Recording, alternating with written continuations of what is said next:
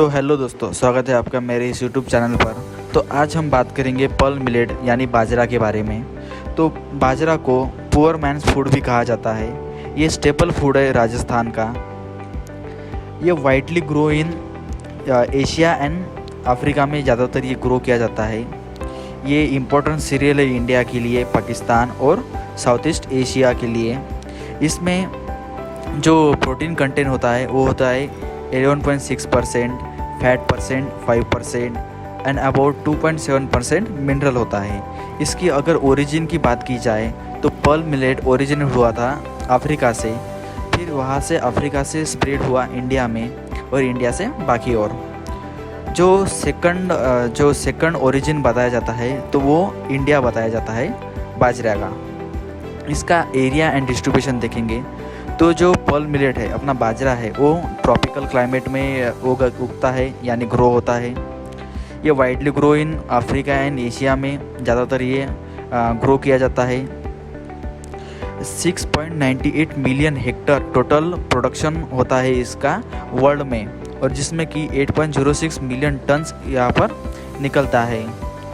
Average अगर productivity देखेंगे अपन India की तो 11.72 क्विंटल पर हेक्टर इसकी प्रोडक्टिविटी है। राजस्थान जो है अलोन 50% एवरेज निकालता है और 38% प्रोडक्शन देता है जो पर्ल मिलेट का, अकेला राजस्थान।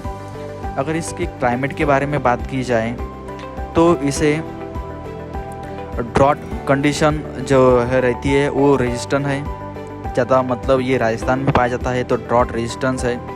ये ह्यूमिड क्लाइमेट और जैसे हम कहते हैं लो रेनफॉल क्लाइमेट में भी ये आ सकता है। अगर वहाँ पर रेनफॉल 40 to 75 सेंटीमीटर या उससे कम, इससे भी कम होंगी तो भी ये क्रॉप वहाँ पर आएगा। बट ये जो क्रॉप है ये can not tolerate to water logging, यानी वाटर लॉगिंग को ये टॉलरेट नहीं करेगा। अगर वहाँ पर पानी भरा हुआ होगा तो ये उसे टॉलरेट नहीं कर पाएगा। अगर इसका टेम्परेचर देखेंगे तो 20 to 28% degree Celsius is the growth temperature for bajra. इसके बाद इसकी सॉइल के बारे में बात करें तो इसे एसिडिक सॉइल सेंसिटिव है, और इसे अगर सबसे ज़्यादा उगाया जाता है तो ये होता है सैंडी लोन सॉइल में।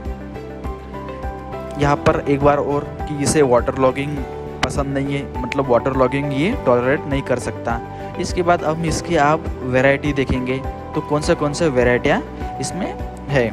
तो HB1 was the first cytoplasmic male sterile, जिसे हम CMS भी हाइब्रिड वैरायटी कहते हैं, जो कि 1965 एट लुधियाना में पंजाब में बनाई गई थी, जो कि फर्स्ट वैरायटी थी। इसके बाद जो होती है टिप 23A जो थी वो first male sterile pearl millet line की वैरायटी थी। इसके बाद अगर अदर वैरायटी हाइब्रिड वैरायटी के बारे में बात करें तो HB4, HB5, PHB10, PHB14, BJ104, MBH 110 और पूसा मोती, ये सारी जो है पर्ल मिलेट के वैरायटीज़ है। इसके बाद यहाँ पर नेपियर ग्रास, जिसे जो पूसा नेपियर 1 ये वैरायटी नेपियर ग्रास के लिए भी पॉपुलर है, जो कि हम फॉडर के रूप में यूज़ करते हैं इसका ज़्यादातर। अब बात करेंगे सीड एंड सोइंग के बारे में।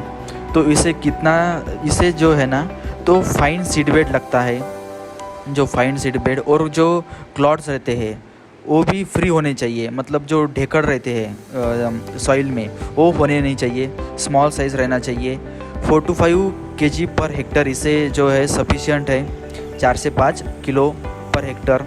इसके बाद प्लांट डेंसिटी देखेंगे तो प्लांट डेंसिटी 1,75,000 से 2 लाख प्लांट होनी चाहिए पर हेक्टर में, ऑप्टिमा है उतनी।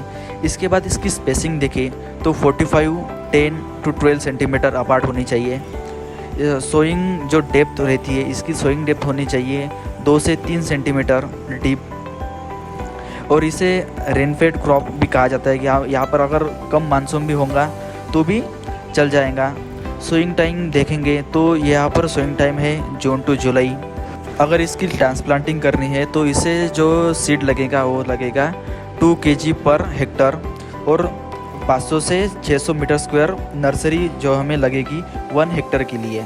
अब फर्टिलाइज़र के बारे में देखेंगे तो इसे फर्टिलाइज़र कितना लगेगा, एनपीके डोज कितना लगेगा।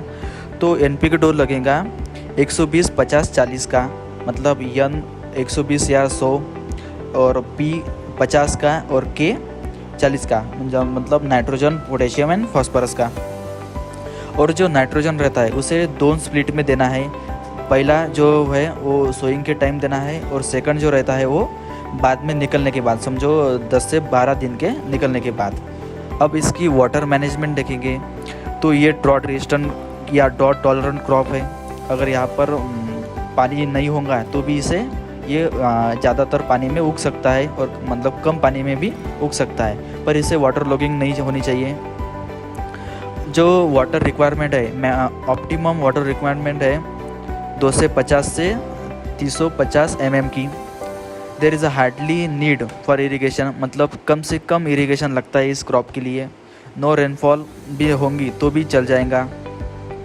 अगर इसकी क्रिटिकल स्टेज देखी जाए तो इसकी क्रिटिकल स्टेज है ईयर हेड इमरजेंस के वक्त। जब इसका ईयर हेड इमरजेंस होता है उस समय एक ना एक इसको वाटर चाहिए ही चाहिए। इसके बाद इसकी यील्ड देखें तो पर हेक्टर में इसकी यील्ड है 3 से 3.5 टन पर हेक्टर।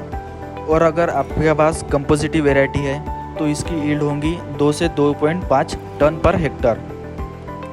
अगर इसकी जो धान कहे या कड़वा कहे इसे, तो ये निकलेगा 10 टन पर हेक्टर का। वाइल अनइरिगेटेड, जहाँ पर इरिगेशन नहीं था, जहाँ पर पानी की कोई भी सोई नहीं थी, वहाँ पर इसकी यील्ड होंगी 1.5 से 2 के बीच में। और जो धान रहता है अपना, जो कड़वा रहता है, वो निकलेगा 7 से 7.5 के टन पर हेक्टर निकलेगा।